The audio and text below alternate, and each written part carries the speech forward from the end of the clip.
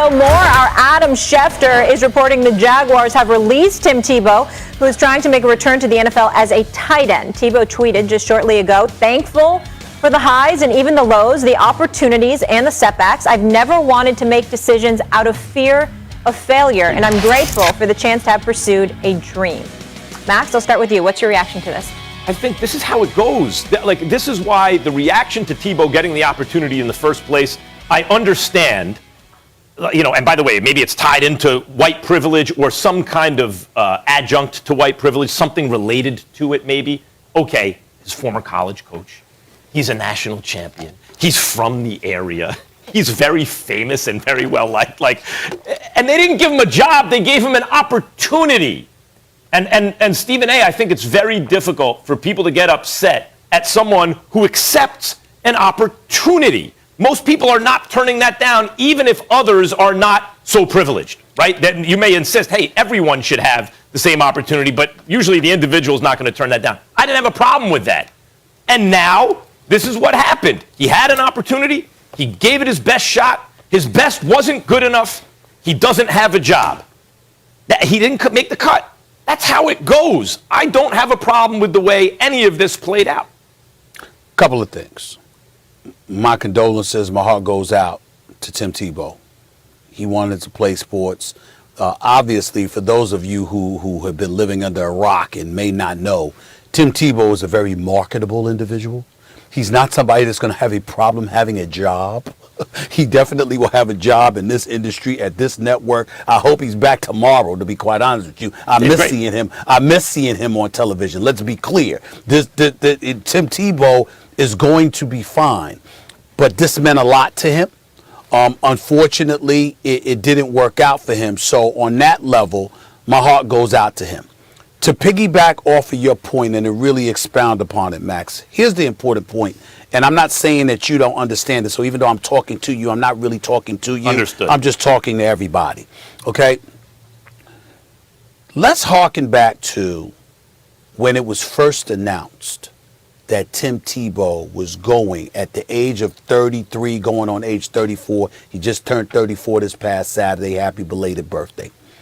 At age 33, going on age 34, when it was first announced that Tim Tebow was going to be on the Jacksonville Jaguars, going for a tight end spot, do you remember the look on our colleague's face, Ryan Clark?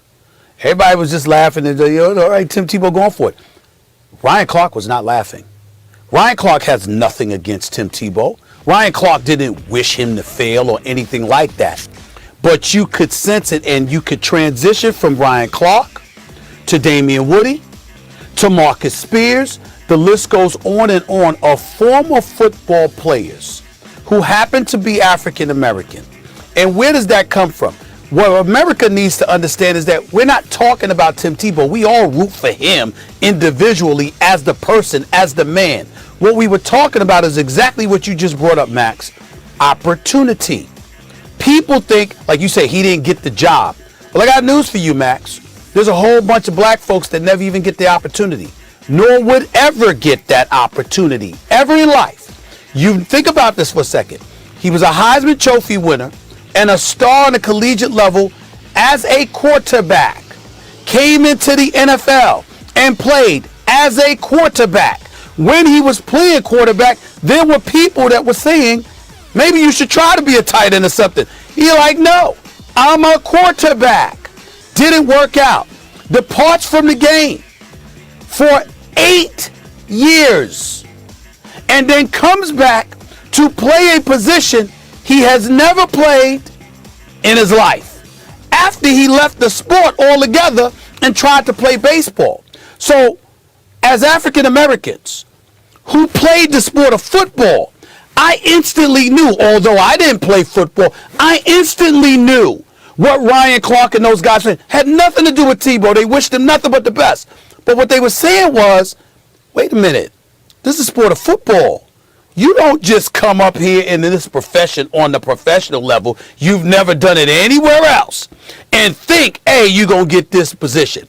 B, more importantly, coaches and organizations usually wouldn't give you the opportunity because you never paid your dues by playing the position before you tried to play it at an elite level. And that's when issues of race and things of that nature come into the fray, because the opportunity is what we illuminate. It's not even the result. It's the opportunity that's accorded to others that would never be accorded to us. And when that happened, whether it's with Tim Tebow, whether that was what I pointed out with Steve Nash, or whatever, I apologized on the air, Max, if you recall. Steve Nash is a wonderful man, really good dude, represented by a man that I love and revere in Bill Duffy, one of the greatest agents to ever be in this business, who swears by the character and the man that Steve Nash is. And my retort to Bill Duffy was, it's not about Steve Nash. I'm not talking about him. I'm talking about him being the embodiment of something that would never, ever, ever happen for us. And this is the latest example of it. So whether Tim Tebow got this job or not was really irrelevant. It's the fact that he got an opportunity that we can't think of a black man ever getting under those same circumstances. The question is, if you did a thought experiment, were Tim Tebow black, would he get the same opportunity if you were African American? No. It's hard to say, because you might say he couldn't be Tim Tebow if he was African American. Maybe That's his true. popularity never That's reaches fair. that height. Maybe. Although maybe it does. And maybe if there was an That's fair. African American quarterback in college whose kind of religiosity he wore on his sleeve and was inspirational to people and won a national title, maybe if his coach got a job in the NFL and wanted to bring him in just as to boost, I don't know, culture or whatever, maybe he would have gotten that opportunity. And maybe Tim Tebow is being tokenized in this way as a symbol of white privilege, and he doesn't deserve it. And maybe the same applies to Steve Nash. That's not to say that white privilege doesn't exist, or that maybe race does play a part here. It's just to say, for example, in the example that you give of Steve Nash, that was really a relationship with Kevin Durant and Kyrie Irving, right? That got him that job. Were he African American, would he not still have that same relationship with them, and would they still not back him, and would he still not wind up with a job? That's impossible to know, but I suspect the answer is yes there. And but I can go history. Yeah. I can go history. There is no black man, Max, that has never had any experience on any level leading up to a professional job and getting a professional head coaching job or a managerial job.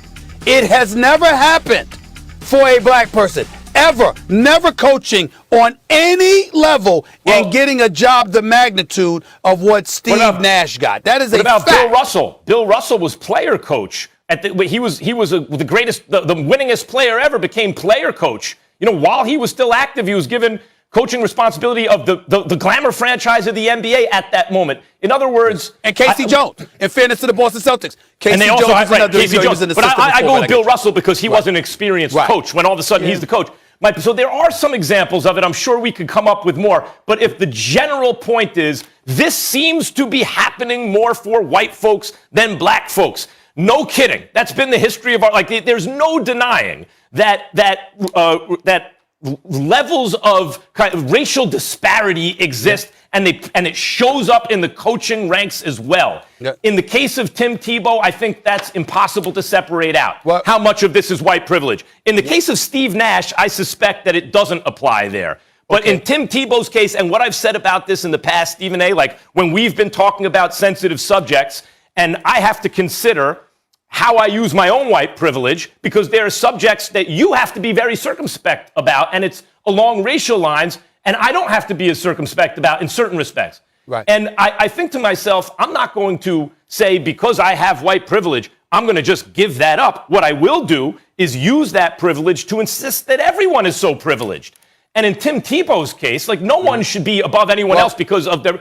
In Tim Tebow's case, it seems to me he took advantage best he could of the opportunity and came up short. And in the end, he didn't get the job. And I'm not faulting him for it, nor am I faulting you for utilizing your white privilege. What I'm saying is, let's just be real about it, in understanding that part of the word privilege that needs to be highlighted is that you're in an elevated position for whatever reason. And that's not something that's going to be accorded, because if it was something that was going to be accorded for all of us, then the word privilege would not apply. And so it's important to mention that. And the other thing in closing, Molly, I'd like to say this.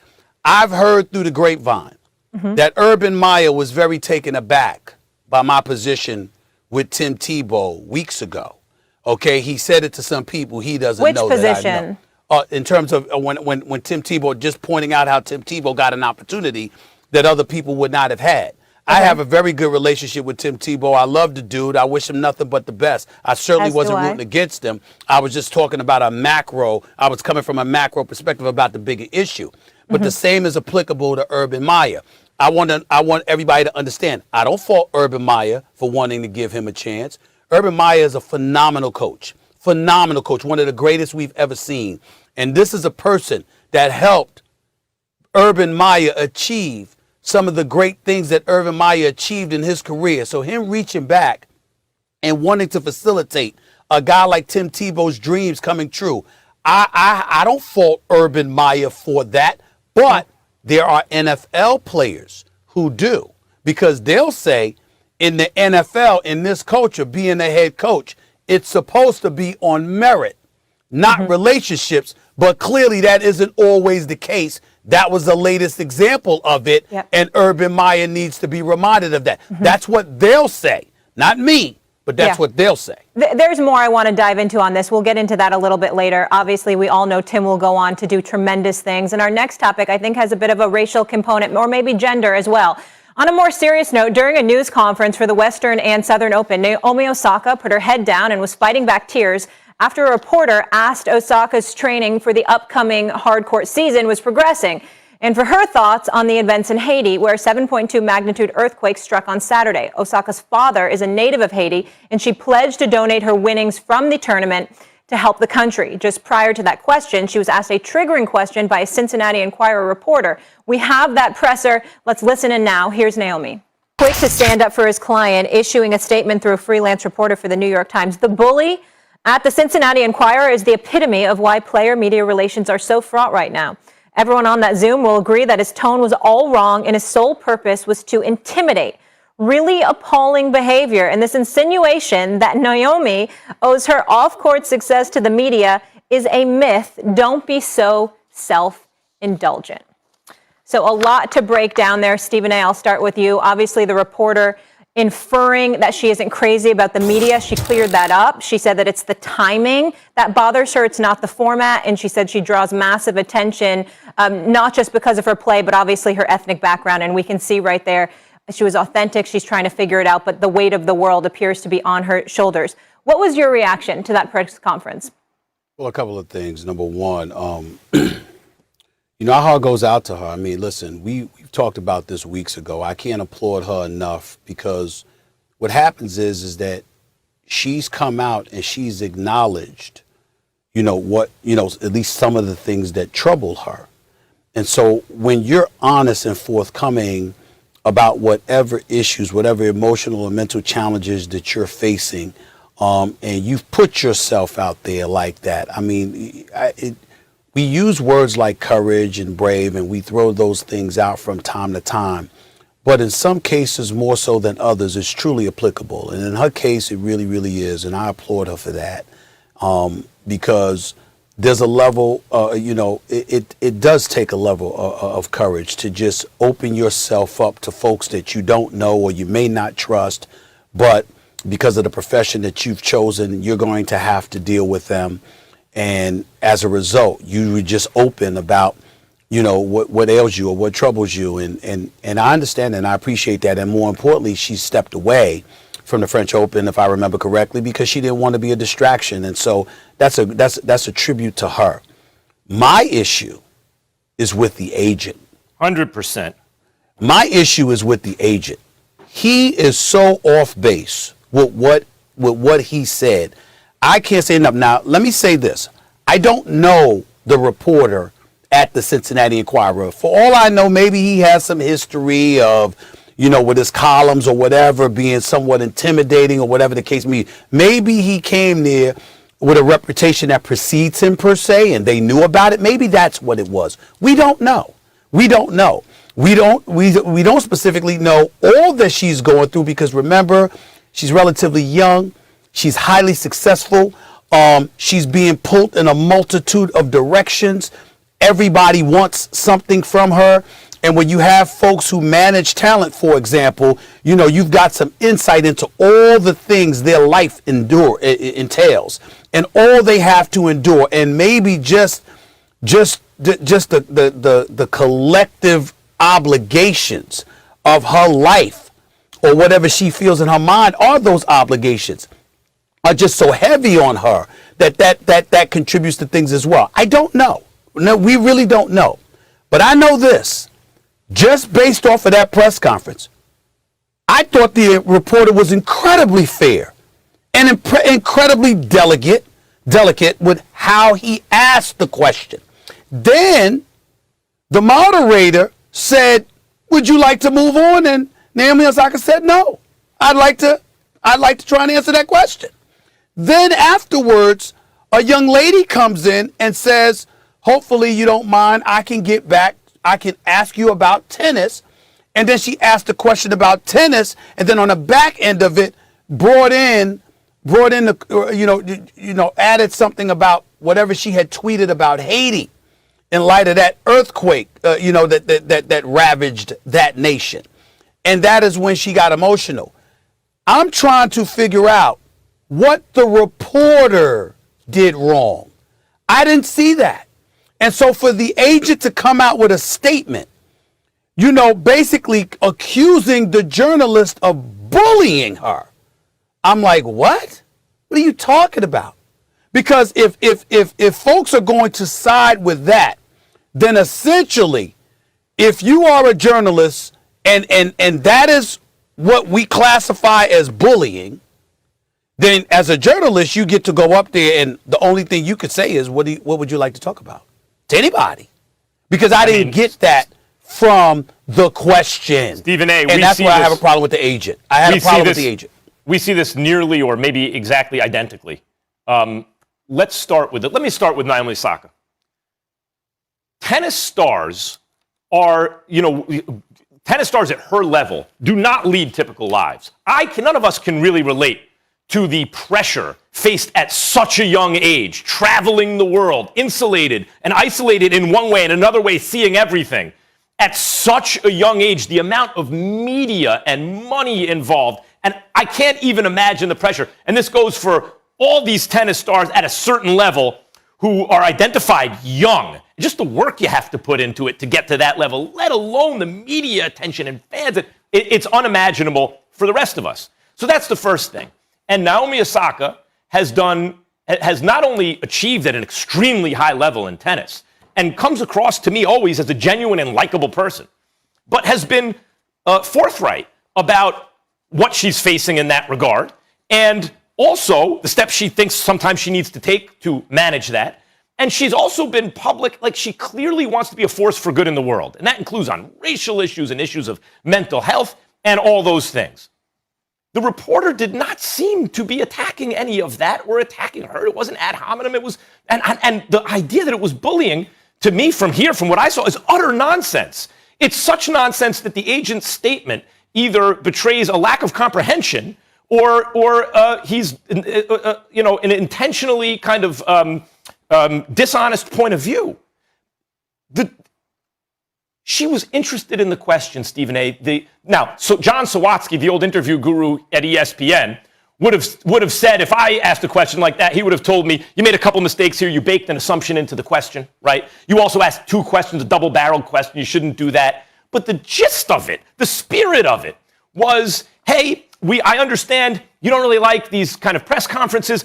And he never said, as the agent said, stated. The agent said that he thinks the media is responsible for her success. Wait a minute, Molly. Let me just finish the thought. And obviously you feel otherwise. I didn't hear that at all. What he did suggest was the media can be useful to someone who has a platform to amplify their platform to deliver messages that Naomi Osaka seems interested in delivering. She was both emotionally and intellectually engaged by the question. I thought it was a thoughtful question. I thought she gave a thoughtful response, and it struck a nerve with her, I'm sure, because I'm sure it dredged up.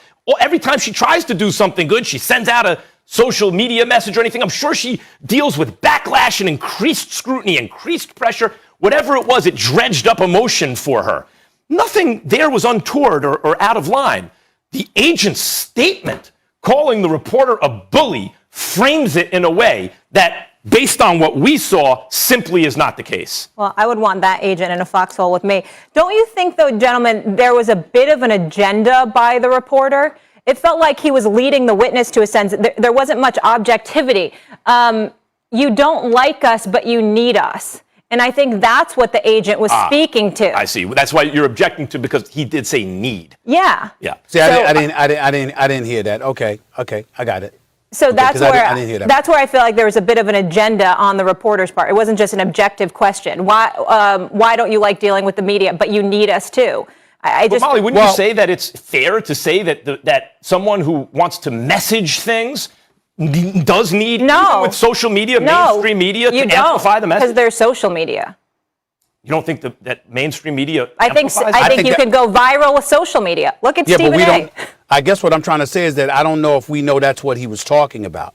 In other words, what he's saying is that because you have a lot of people, unfortunately, and you know this as well as I do, as well as you do too, Max, there are a lot of people that interpret social media as the media as well.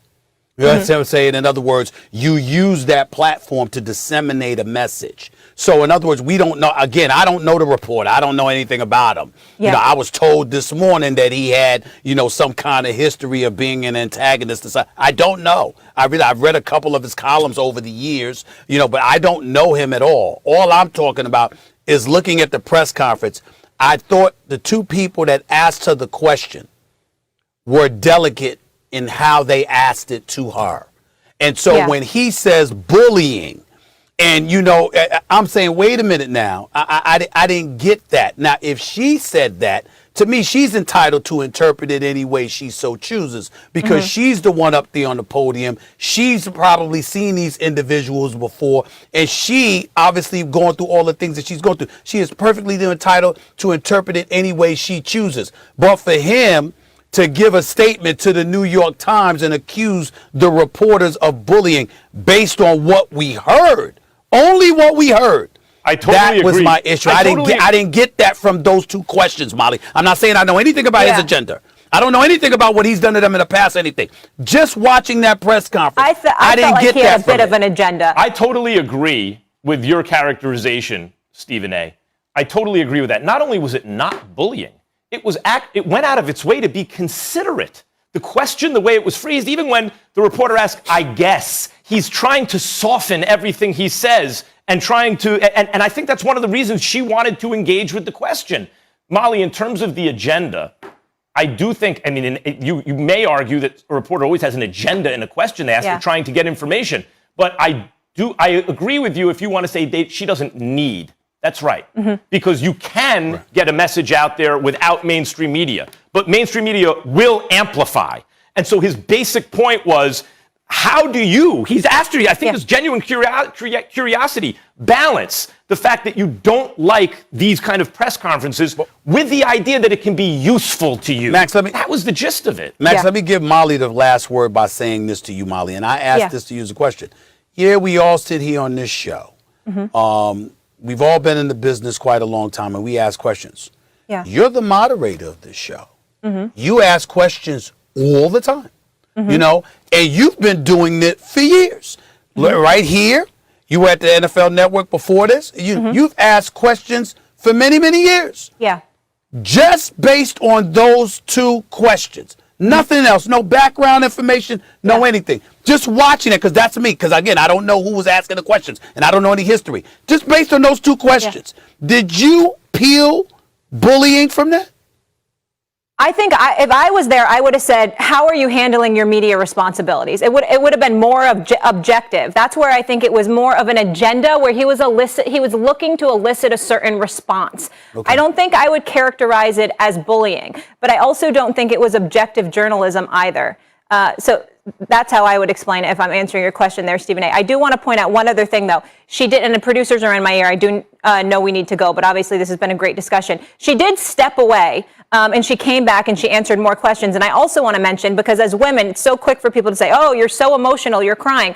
Part of the reason I think she might have also been upset was she was asked about Haiti. She has family there, and obviously the devastation, not just about media responsibility. So when we talk about, the weight of the world, and she was honest, and as you said, Max, she was thoughtful and said, I'm figuring it out. And, great and clearly that's what she's trying to do. Guys, if we have time, we'll revisit this a bit more later, but appreciate the discussion. Things getting interesting. Stephen A., you said it. So much breaking news today on a Tuesday. Good day, everybody. I thought it was a quiet day in the middle of August. No, sir. Plenty to get to. Good morning to you, Max. Good morning, Stephen A. Guys, let's get it. So let's start with the breaking news out of Philadelphia. Sixers star center Joel Embiid is finalizing a 4-year, $196 million Supermax contract extension. That, according to Ramona Shelburne, the extension keeps Embiid under contract with the Sixers through the 26-27 season for a total of $261 million. Embiid, who represented himself in the negotiations, became eligible for a Supermax extension this summer after finishing second in MVP voting and second-team All-NBA with averages of more than 28 points, 10 rebounds in 51 regular season games. This is a fully guaranteed deal, and he'll have a player option on the final year of the deal. So Stephen A., clearly no concerns about his health. Tell me this, how big of a deal is this for the Sixers? Well, Molly, the first thing I would tell you is that that's not true. There are some concerns about his health. It's just that it can't matter to the Philadelphia 76ers. He's such a superstar caliber player. If it were not for durability issues, we'd be calling him the best big man in basketball instead of Jokic in Denver. We all know how surreal, how big time Joel Embiid is. His game is just something special to behold, and there's no question about it. But then when you take into account his personality and how magnetic it is, he's willing to talk trash to opponents. He's willing to engage the fan base and get them, rallied and involved. He's an incredibly inspirational player as well. He's the cornerstone of this franchise, no question about it. And when you take into account what transpired during the playoffs, what you see during the regular season, there's no fall off in the playoffs. Whereas with Ben Simmons, you looked at him, and even though you know what he's capable of doing, and this dude is a jump shot away from being the quality of a LeBron James, but he just doesn't have that, and then he ran away from the basketball when it really, really counted in the postseason. That's something else that elevated the stature of Joel Embiid in the eyes of the Philadelphia 76ers organization. So this was a foregone conclusion. They absolutely had to give him this money. He's well deserving of it. He's the cornerstone of their franchise. He's a star. Everything goes through him in the city of Philadelphia, and they would have it no other way. Congratulations to him. It's well deserved. Injuries or no injuries, you had to lock him up because he is everything to this organization. Embiid, were it not for the injuries, you could say he's the most perfect center ever, right? He checks every single box except for the injuries. He's like Olajuwon is amazing, right? But Embiid's even bigger. Like he's a taller, he's a genuine 7-foot wide body who can play with his back to the basket, who can shoot from the outside, who can play defense even in the modern NBA at an elite level. And he's a big. What can this guy not do on the floor except for stay healthy? Because had he played a few more games, Stephen A., maybe a half dozen more games this year, he's the MVP instead of Jokic. He's also not just a great defender. He's great on both ends of the floor. And let me put this in perspective for you. How big time is Embiid? Remember when I was proposing a Damian Lillard trade to the Sixers?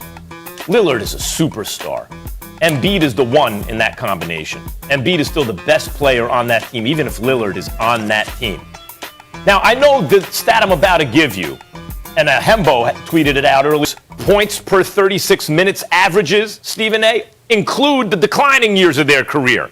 Like, if you look at MJ's, that includes his years with the Wizards. That wasn't MJ anymore. He averaged only 20 points his final season. He was 57,000 years old. Embiid hasn't reached that stage yet. But do you know who the all-time leader points per 36 minutes in the NBA is? It would happen to be Embiid, almost a full point ahead of Michael Jordan. He ain't going to end his career that way. But at this moment, how do you ever? He's had a bunch of years in his career already, and he's there. Embiid is a crazy great talent, obviously worthy of the extension, and as you pointed out, and many others have, by the way, even has a great larger-than-life personality, like the next Shaquille O'Neal in that sense, the big man with the big, lovable personality. The only issue is the injuries. And Stephen A., that's why he went third overall out of the draft. Like, it's been that way since he entered the league. Well, I will say this. He's not the most perfect big man in NBA history. I'm not going to go that far because on many, many occasions, as skilled and as gifted and as special as he is, one of the impediments to his success is the fact that he doesn't always play big. Sometimes he plays small, meaning stepping away from the basket. So I'd like to see his big behind in the post dominating smaller dudes on a more regular basis because we all know he can whenever he wants to. He just chooses to step away from the basket a little bit more. That is something that will qualify as an imperfection to me. Having said all of that, I think this is the biggest point to be made, Max. When you consider what has transpired with the Philadelphia 76ers all off season since Ben Simmons' horrific performance in the playoffs, particularly his free throw shooting, more specifically than anything else, shooting like 30%, 31% for the free throw line, how horrific that was. Remember, the cornerstones of the franchise was a two-headed monster instead of one in people's eyes for a while. It was Ben Simmons and Joel Embiid. The fact that Ben Simmons is such a huge question mark also is something that has elevated the cachet of Joel Embiid, because even Joel Embiid said something about how Ben Simmons had performed once the season expired, which is one of the reasons why people feel like you're hearing around NBA circles that Ben Simmons doesn't want to come back. I haven't spoken to his people, so I don't know how true that is, but you're hearing that he doesn't want to come back to Philadelphia, that he might not even show up to training camp. I don't know whether that's true or not. I just know that that's the scuttlebutt. That's what's been circulating over the last 2 or 3 weeks or so. But if you're Ben Simmons, one of the reasons it's believed that he's probably feeling that way is not just because of the trade talks, but because when Doc Rivers was asked post-game, what could Ben Simmons do, or could he lead you to a championship? Doc Rivers said, I honestly don't know. And Joel Embiid threw some question marks up in there as well. And so as a result of that, you look at the Joel Embiid, and this is a guy that's qualified to say that because he's on the court with you. And that's not a problem he has. He doesn't shy away from the moment. He wants the ball with the game on the line. He delivers the goods more often than not. He's good for at least 25 and 10 a night. This brother is that special, and he's got a magnetic personality to go along with it, which makes him incredibly, incredibly marketable in one of the top 5 markets in the United States of America. All those things come together to really highlight and justify what Joel Embiid. Real quick, about your point on Simmons, the difference really being Simmons plateaued at a certain point. There's a part of his game that's missing that he has not fixed. Embiid has gotten better and better and better. That does not happen by accident. That only happens by putting in the work. He's popular. And by popular, I don't mean just well-known. He's well-liked.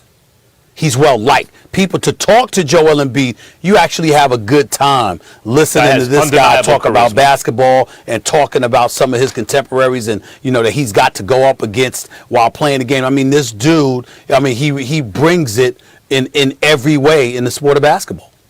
Absolutely. And a very bold move to negotiate your own contract at such a young age. All right. New England Patriots quarterback Cam Newton said Monday that Bill Belichick hasn't told him he'll start the regular season opener September 12th against the Miami Dolphins. Newton has taken all the first-team reps throughout training camp and preseason. He was asked the question because while Belichick has repeatedly said that Newton is the team's starting quarterback, he also said on the night they drafted Alabama's Mac Jones in the first round, whatever time Mac is ready to challenge and compete, then we'll see how that goes. Here's Cam. Control that. Damian Woody joining us now. He knows what it's like to play for the New England Patriots. Good to see you, sir. Molly, that's an agenda. Cam Newton called it out. He hasn't named the starter. Oh, we see things so differently. Max, I'll start with you. Is this something or nothing? Something. It's something. Did Bill Belichick not know? Did everyone not know who was going to be the starter during Tom Brady's reign in New England? No. You knew that if Tom Brady was healthy, it wasn't going to be Matt Castle, right? Like, we knew that. Cam Newton, who Belichick has praised to the heavens, his work ethic, his leadership, his competitiveness. You saw Bill Belichick go put his arm around him at one point last week. He knew he was battling COVID and all these kind of things. Cam Newton, former MVP, former best player in the game. Guy who came off of a catastrophic injury, faced COVID, no practices, no preseason. Facility shut down because of COVID. Lost his whole defense. No weapons. That's why Tom Brady left. 2 plays away from winning 9 games last year. That Cam Newton hasn't been named the starter. He's competing with a rookie. How often does Bill Belichick play rookie quarterbacks? No, this is something. What, Dane? Max, let me tell you something, man. Playing up in New England for 5 years, all that what you said doesn't even matter, okay? You're talking about the same Bill Belichick when I was there that cut Lloyd Malloy who was our team captain, cut him the week 1 against Buffalo Bills. This man he doesn't care about the accolades. None of that matters, okay? At the end of the day, what is the upside in Bill Belichick naming a week 1 starter?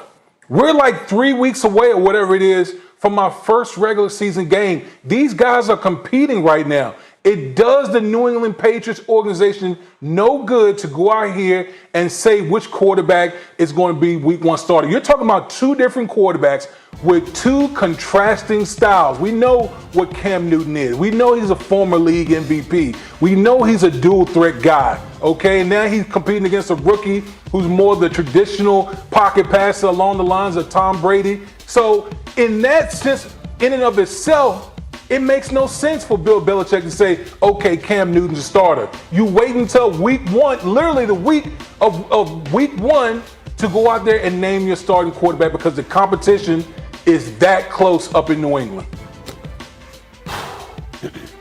I don't disagree with either of you, Max, Damian.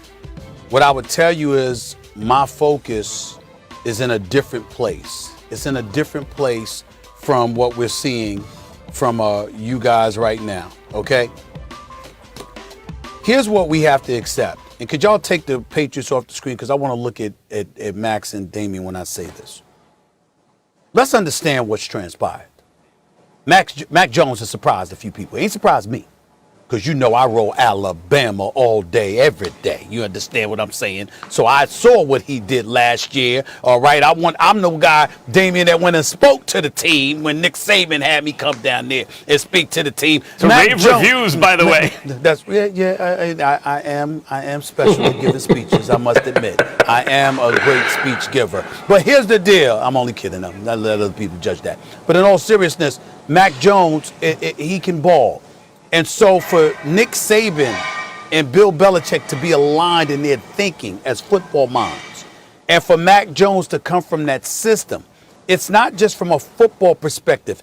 It's a demeanor, how you carry yourself, your approach to the game. You know, what do you say, how you study film, the kind of things you look for, all of these different things.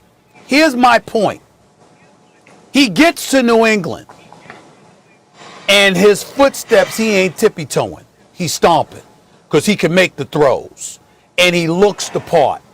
And you got Cam Newton, who was the successor to Tom Brady. First of all, there was never a snowball's chance in hell that he was going to be Tom Brady. We understand that. As great as Cam Newton has been, he ain't no Tom Brady. That's number 1. Number 2, because you're the direct successor to Tom Brady, from a human perspective, that's certainly going to come, if not with expectations, then it's an elevated level of cynicism.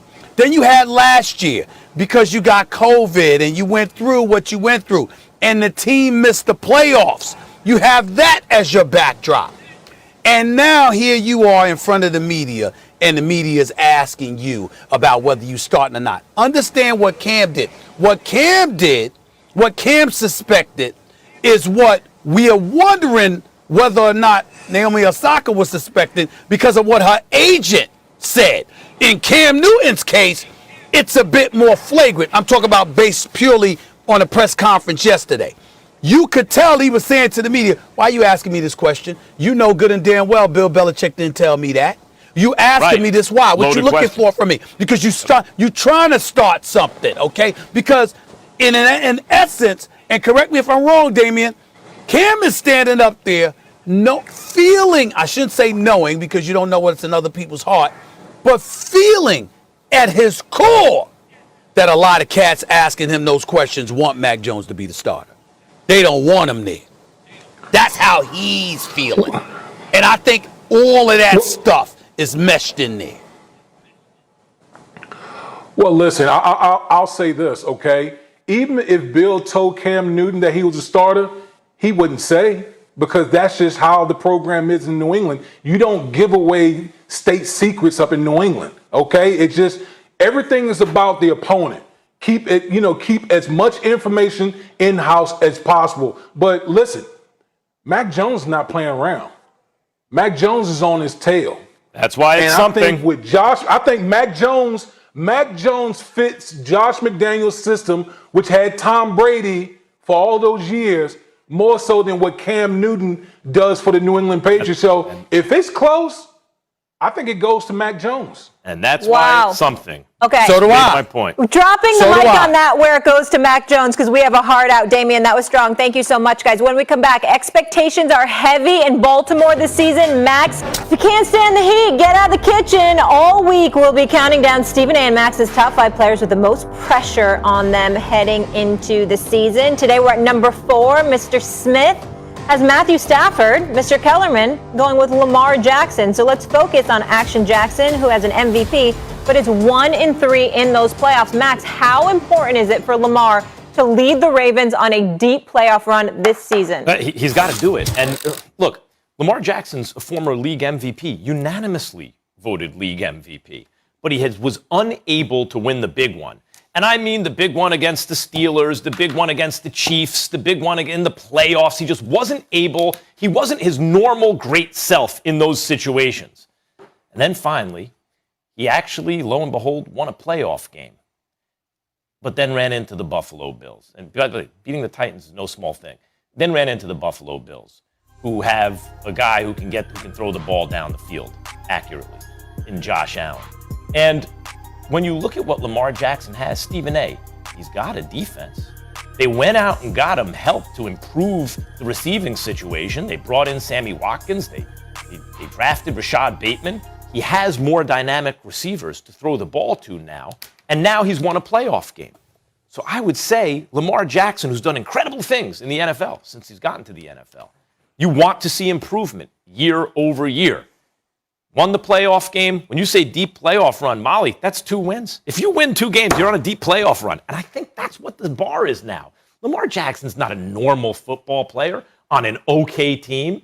He is on a very strong Ravens team, especially defensively. And he is an outstanding, phenomenal football player who's already won league MVP. The standards for him are not the same as everyone else. He's got to make a playoff run this year. Max Kellerman, who do you have as the best team in the AFC? Chiefs. Who's number 2? Who do you have? Browns. Maybe the Browns. I thought you said Buffalo.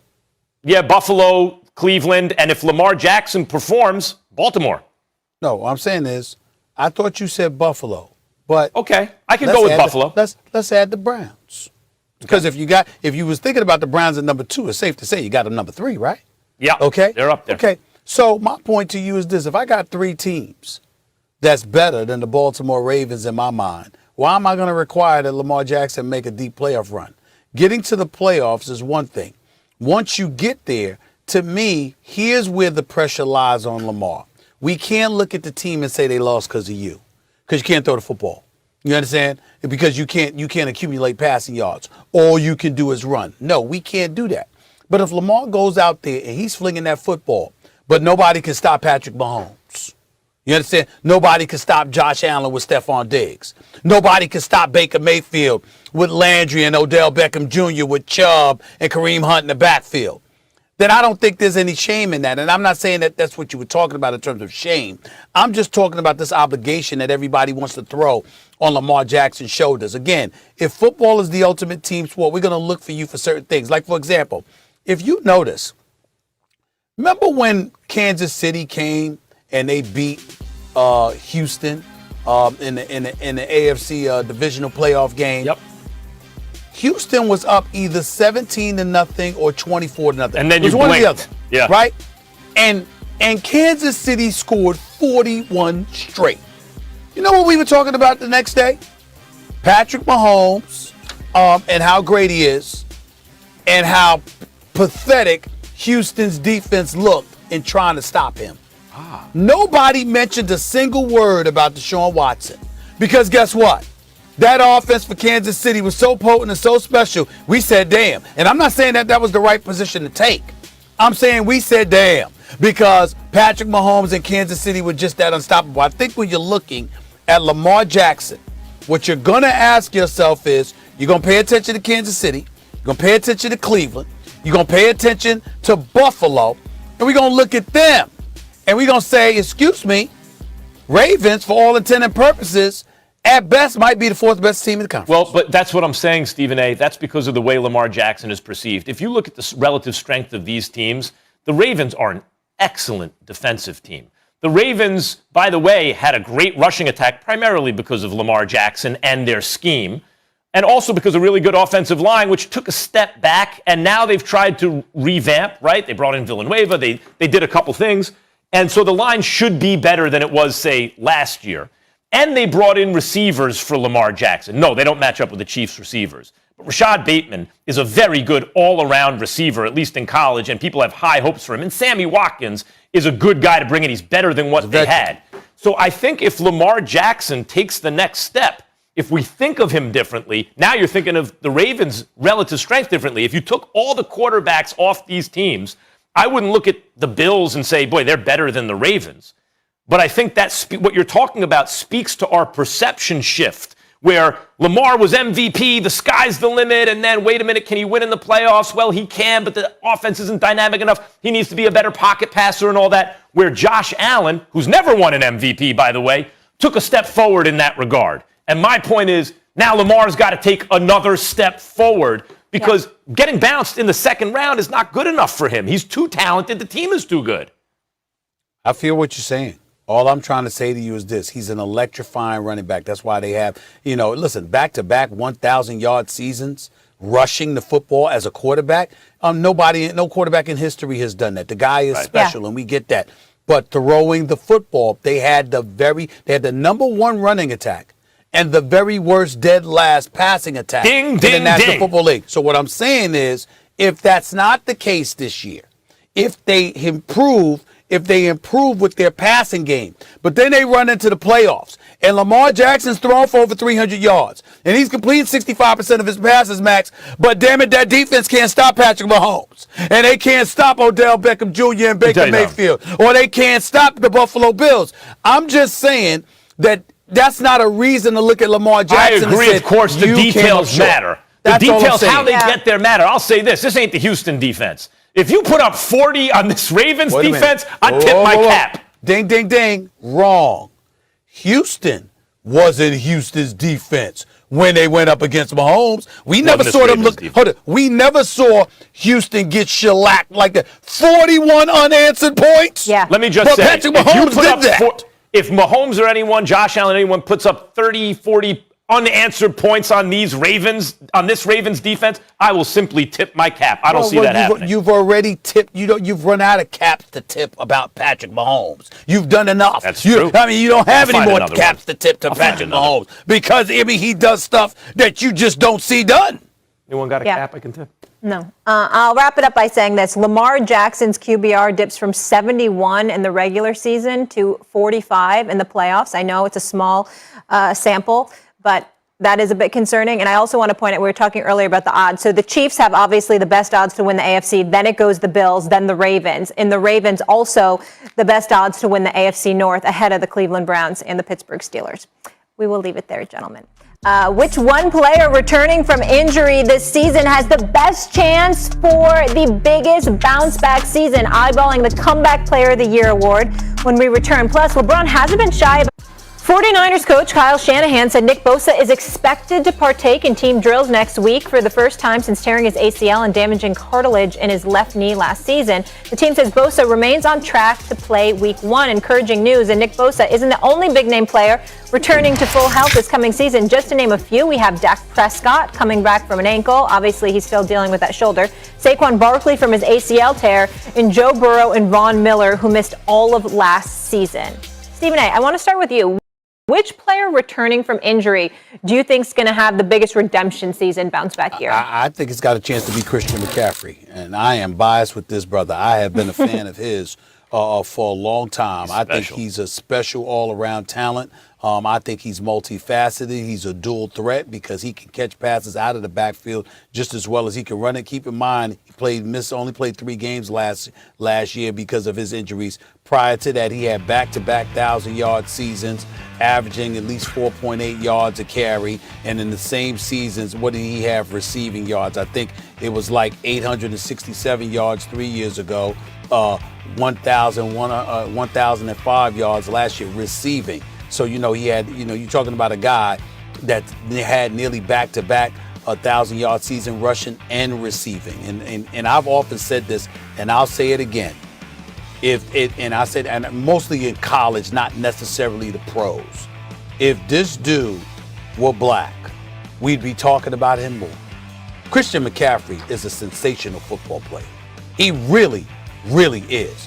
And he has not received the love and the respect that he richly deserves. Everybody respects him and they know he can play. But it's like a passing note or whatever. This brother's lethal. And now that you got Sam Darnold there, and I think that Sam Darnold's going to do well, and we can't ignore the fact that Matt Rule actually did a decent job coaching the Carolina Panthers last year in his first year at the helm on the pro level.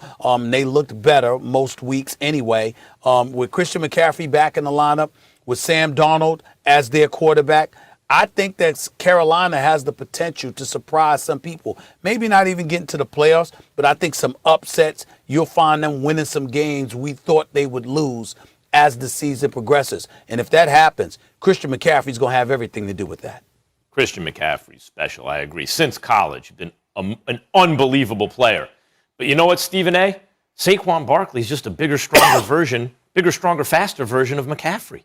I mean, Saquon Barkley, people forget because Saquon was running as a 20. First of all, he was the greatest running back prospect of all time. Meaning, take what he did in college, take his size, strength, work ethic, leadership, speed, and everything as a package. Whoever was like that. Barry Sanders, but 235 pounds. I mean, Saquon is different. Like McCaffrey, if you just kind of inflated McCaffrey a little bit. And as a 21-year-old rookie, behind one of the worst offensive lines in the NFL, with the remains of Eli Manning at quarterback, Saquon acquired over 2,000 yards from scrimmage as a 21-year-old rookie behind a bad offensive line. Now, you know who was on that team? Odell Beckham Jr. And when you have a dynamic passing attack, or at least receiver, that can open up things for a running back a little bit. Then suddenly you didn't have Odell. And Saquon got hurt, but he didn't really talk about it, wouldn't use it as an excuse. And the O-line was as bad as ever, right? And his numbers came back a little bit. And then he got hurt. So people aren't thinking about Saquon the same way. But I'm here to tell you, you think he's learned nothing since he was a rookie? If he checks out physically, the line is still no good, but it's better than it was. The Giants, again, have receiving threats now. They brought him in, and they've developed some. Daniel Jones is not the remains of a once excellent player who can't move. He's got wheels on him, and he can throw the ball. It is set up for Saquon. When you talk bounce back, I go with Saquon Barkley. He is set up, as long as he's healthy, to have a monster year. Well, first of all, I don't recall debating that Saquon Barkley is a bigger, better version than most running backs in the National Football League, because I think he is. He's that sensational. The question is the biggest bounce back season, and I think you have to take into account the team that you're playing for. I still got questions about the New York Giants and their offense, even though they've picked up Galladay and what have you. I still got questions about them.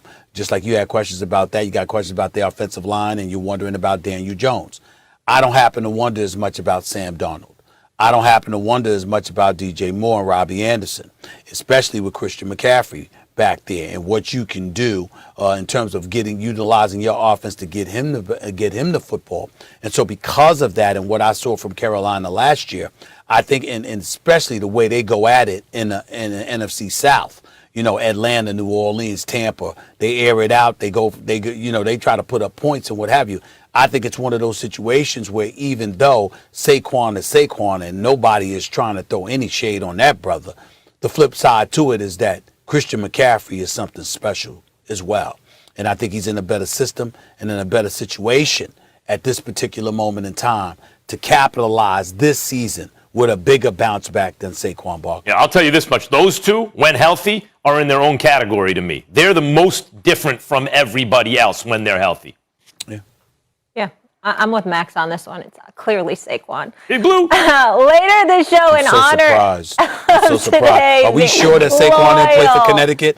I know they say Penn State. We sure he didn't play for Connecticut? Yeah. Oh, I have another Connecticut shout-out coming up I can work into the show. Wait for it.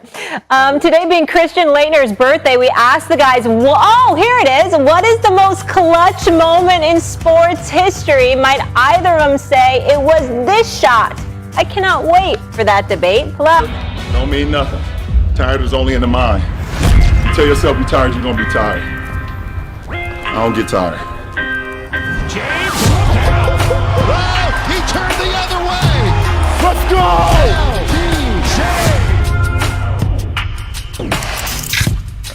After last season's electric play-in games, the NBA is bringing them back. One of the most outspoken critics of the play-in last season was LeBron James, but Commissioner Adam Silver says King James is on board with their reprisal.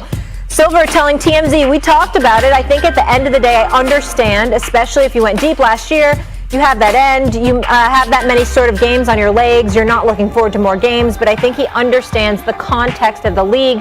So I think we wanted to get one more season under our belt that wasn't a pandemic season so we could really get a sense of how it works, but I'm more open to tinkering with it if necessary. And Woj just tweeting out, guys, too. Oh, we'll get into that in a little bit, but he's previewing some of the Christmas games, so we'll get into that slate in just a moment. Stephen A., should LeBron have this much influence? No, not a damn bit of it. Not on this issue. This is the ultimate the elder statesman of the league. He's the iconic brand in the NBA. LeBron James is in a class by himself, and what he has done for the game of basketball is to be incredibly appreciated, as always. And when he is gone, we will definitely miss him. Make no mistake about it. But that's separate and aside from this issue. The play-in tournament is about what it takes to appeal to the fans. LeBron James is a basketball player. He's the man, but he's one player.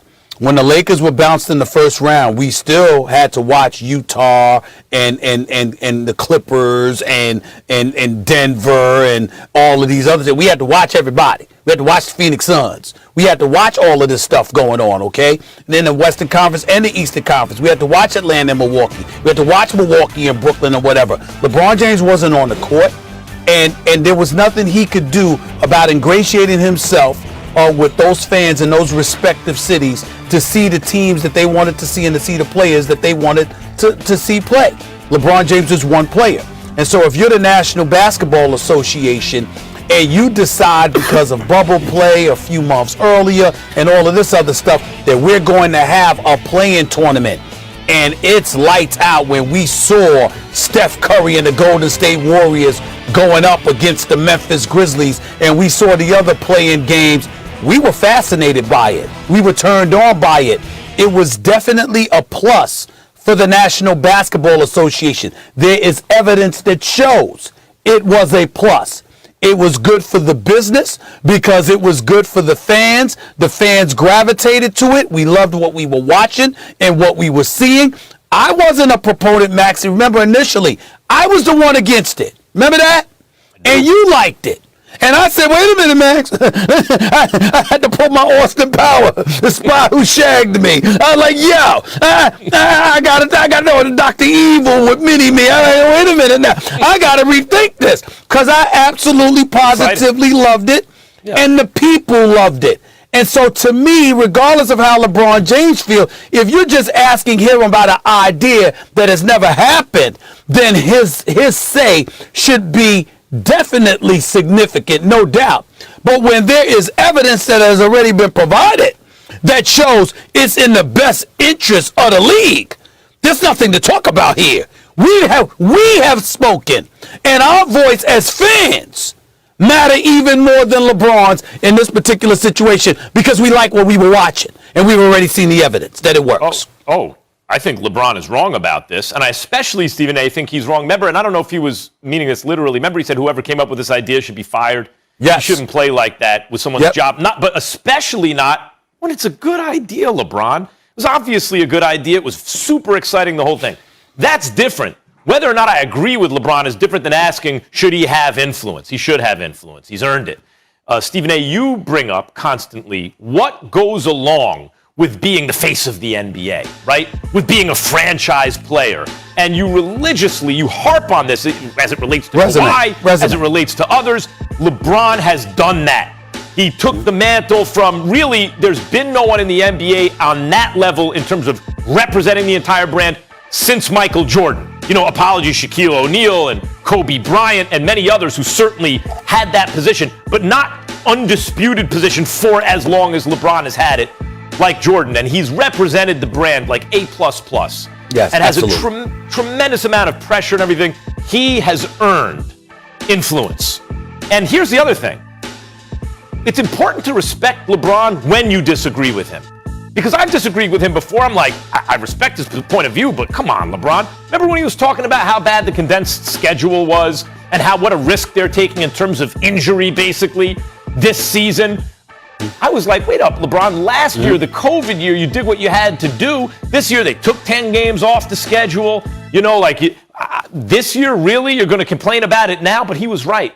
Because unlike any postseason in the history of the NBA in my lifetime, did injury play such a big part in who won and lost? Best teams didn't win. I still don't think he was right. Right. Yeah.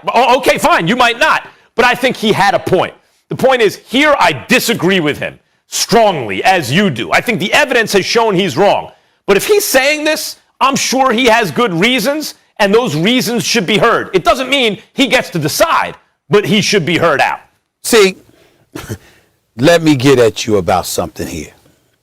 Because what you have done is do what LeBron James' camp is notorious for doing. See, do I need to put the ticker tape up when you talking now, Max? Do I need to do that? Maybe. You understand what I'm saying? Columbia grad, incredibly astute historian. Do I need to put all of that up now? Because see, now you acting like he the victim now. No, Max, I did not say LeBron does not matter and he should not have any say or whatever. Period. I'm not speaking generically. I'm not speaking overall from a Mac. I'm talking about this one subject matter.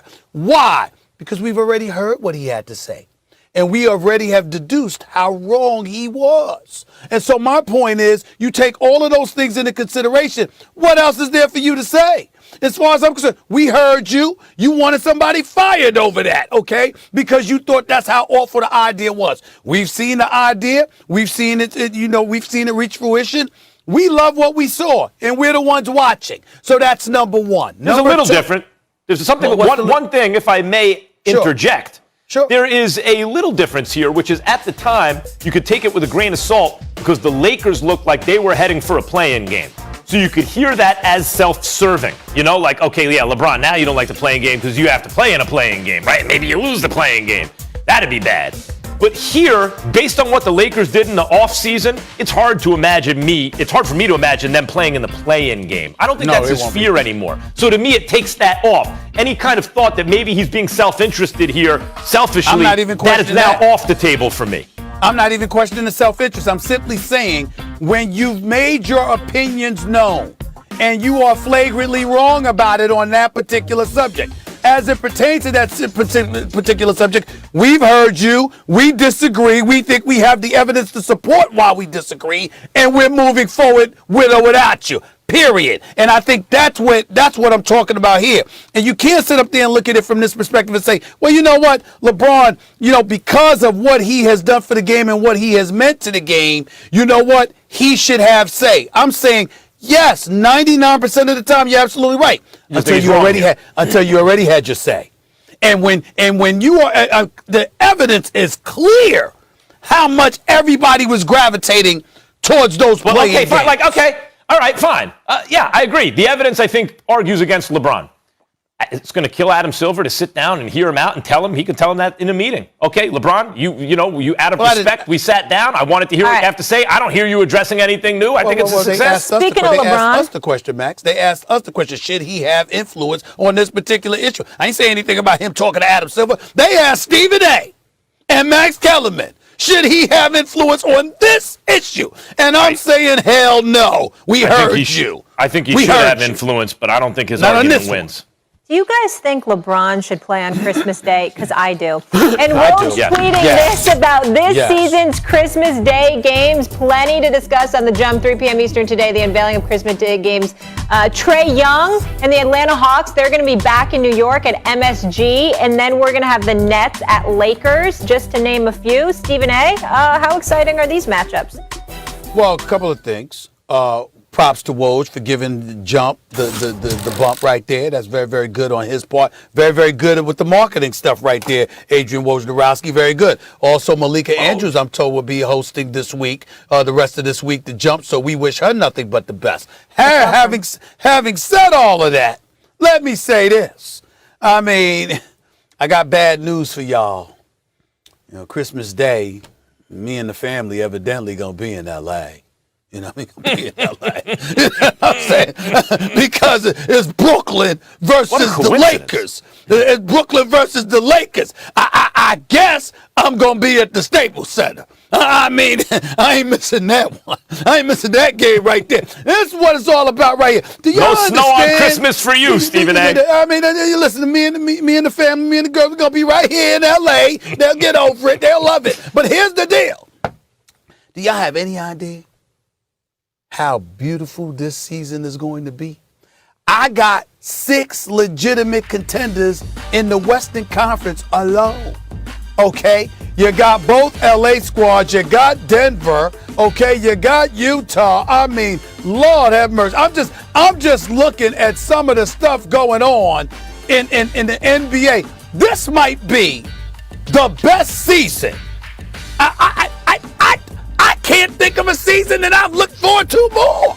Because in the East, you got Milwaukee, Brooklyn's coming, all right? Philly can't be ignored. Atlanta put us on notice. Miami just got Kyle Lowry. Not Mike Lowry from Bad Boys, Will Smith. Not Mike Lowry. Kyle Lowry. They got Kyle Lowry with Jimmy Butler, Bam Adebayo coming back in the crew. Okay, I'm just looking. Boston got a new coach. You still got Tatum and Brown. You retained Smart, who, by the way, I think I know he couldn't get more because of Max. Should have got more. I think he's worth more than the $77 million personally over 4 years. But having said all that, I can honestly tell you, I don't know. And knowing how badly Brooklyn, how badly America wants Brooklyn, LA, how badly Brooklyn probably wants LA, and LA probably wants Brooklyn, I don't know if I've ever looked more forward to an NBA season than the one we are about to embrace. I can't wait. Well, listen, Stephen Naismith, while it is true that you love some NBA basketball, and this game is taking place Christmas Day, Lakers-Nets in L.A., you also are very, very fond of Aaron Rodgers, that bad man. In fact, you have branded yourself practically, when you think of Aaron Rodgers, I think of you saying that bad man. He is and the Cleveland Browns are playing the Packers also Christmas Day. Maybe you should go to Green Bay. Maybe you should go to Green Bay. You know what? I think it's best that I go to L.A. for the Lakers and Nets. And I'm a Lakers fan after all. And as such a big Rodgers guy, maybe you should go to Green Bay for Green Bay and Cleveland. What do you think? You know, I went to a doctor. I got examined by a doctor earlier, earlier in the week, and they just said that, my body with the cold weather, it's not really. I see. We don't it's not vibe, West Indian blood. So it's important for my health, my spirit. I should go to the Green Bay. Right, hey, Stephen, I want to show you something. It's good that I'm in LA and I watch Green Bay and Cleveland on television. That's what the plan will be. Here's the thing. I don't think there are any contenders in the Western Conference or the Eastern Conference if Brooklyn and L.A. are healthy. I think they're pretenders. Great teams. Oh. But if L.A. is healthy, I think they're going to the finals. I think if Kawhi gets healthy, the Clippers are contenders. Everyone else is pretenders. I think if Kawhi gets healthy, I'm assuming that Kawhi and Jamal Murray gets healthy, Denver's a contender. But I don't think ultimately, I don't think they're going to beat the Lakers. I agree there are more contenders in the Western Conference. If Brooklyn's healthy, good luck, everybody. Good luck, everybody. But I want to show everyone. Can you see this? This is what SportsCenter put out on Twitter. And you have Brooklyn. You're seeing. You can hold it up. Look at that. Kyrie and KD and James Harden and Blake Griffin. And LA, LeBron James, Carmelo, and Westbrook and AD. And guys, I guess Carmelo is the one farthest from his prime, and you can still see he can play.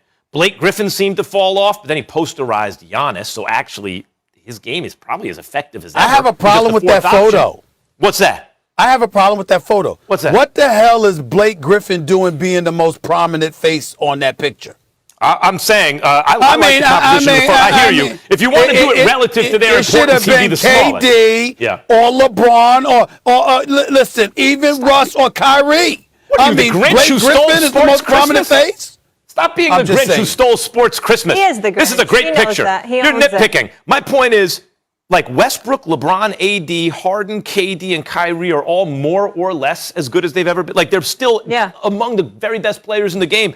And Blake and Carmelo are still really good. Like, is that your screensaver?